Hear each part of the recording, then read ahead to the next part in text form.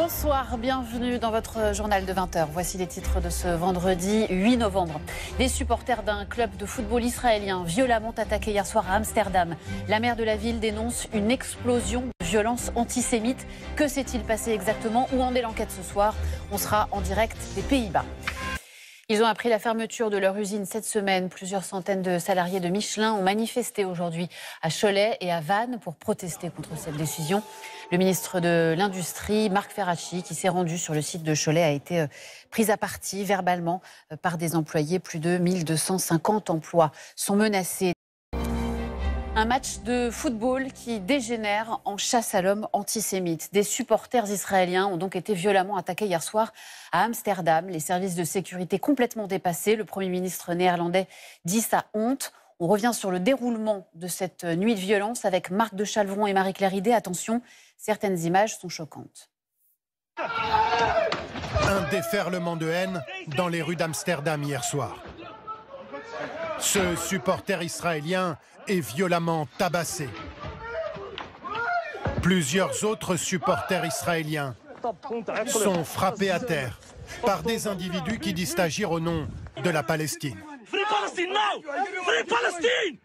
Ici, un autre supporter israélien a été jeté dans un canal d'Amsterdam. Il est empêché de sortir de l'eau par ses agresseurs. Dis libérer la Palestine et on s'en va. Une vraie chasse à l'homme. Où tu vas comme ça? Viens ici. Qui s'est déroulée juste après le match de football opposant l'Ajax d'Amsterdam au Maccabi Tel Aviv, au retour des supporters israéliens dans le centre-ville. Quand on est arrivé au tram, il y a quelqu'un qui m'a chuchoté à l'oreille « Surtout ne parle pas hébreu ». Il y avait plein d'hommes qui nous attendaient à la recherche de juifs. Ils ont tapé les gens. Ils nous ont fait vraiment des choses horribles. On est resté cachés à l'hôtel jusqu'à ce qu'on puisse sortir en sécurité. Avant le match, une marche pro-palestinienne avait donné lieu à des affrontements entre cette fois les manifestants et la police. Au même moment, les supporters israéliens, tenus à l'écart et encadrés par un important dispositif de sécurité, prenaient la direction du stade. Ils entonnent alors des chants anti-arabes et à la gloire de l'armée israélienne. Certains de ces supporters ont été filmés en train de décrocher un drapeau palestinien. Mais ce n'est qu'après le match que la situation a totalement dégénéré. Hier, il y a eu une explosion d'antisémitisme, comme on espérait ne plus jamais en voir à Amsterdam. Le président israélien a rapidement dénoncé un pogrom au cœur d'Amsterdam.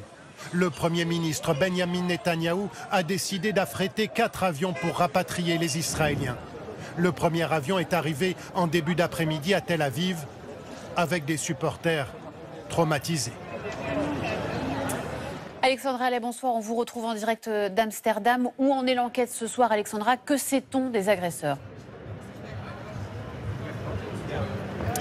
Oui, eh bien, 62 personnes ont été arrêtées par la police néerlandaise. 10 d'entre elles, dont 2 mineurs, vont être jugées dans les plus brefs délais dans le cadre d'un procès accéléré, a déclaré le procureur général néerlandais. Selon la police, les auteurs se sont rendus coupables d'actes particulièrement graves.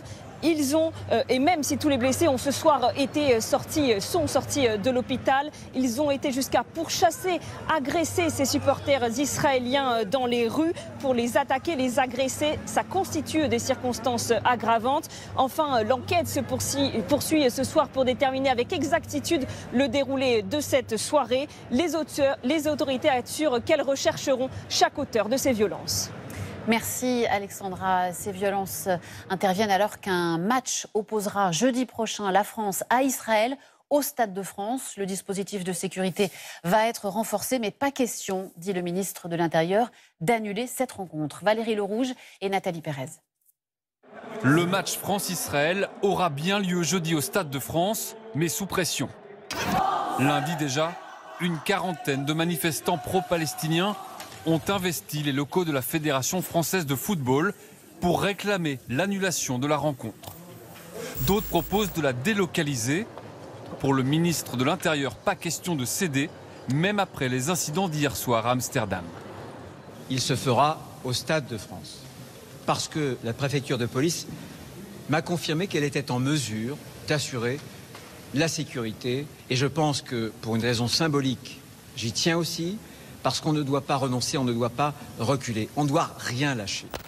Depuis un an, les matchs impliquant Israël sont tendus. Fin juillet, à Paris, la rencontre olympique face au Paraguay a été émaillée d'incidents et d'injures antisémites. Enlève ça, ils n'ont pas joué, tu enlèves ça. En septembre, la Belgique, qui devait accueillir l'équipe d'Israël, a préféré jouer le match en Hongrie. Jeudi, il y aura donc un déploiement de forces de l'ordre exceptionnel autour du Stade de France et devant l'hôtel de l'équipe israélienne. Sur les différents matchs à risque qu'on connaît, notamment des classicos OM-PSG, on est sur entre 10 et 15 forces mobiles. Là, on est bien à 26 unités de forces mobiles qui ont été demandées et qui sont prévues pour être engagées. Donc on est réellement sur un dispositif surdimensionné. Environ 3000 policiers et gendarmes déployés pour un stade qui sera aux 3/4 vide. Moins de 20 000 billets ont été vendus.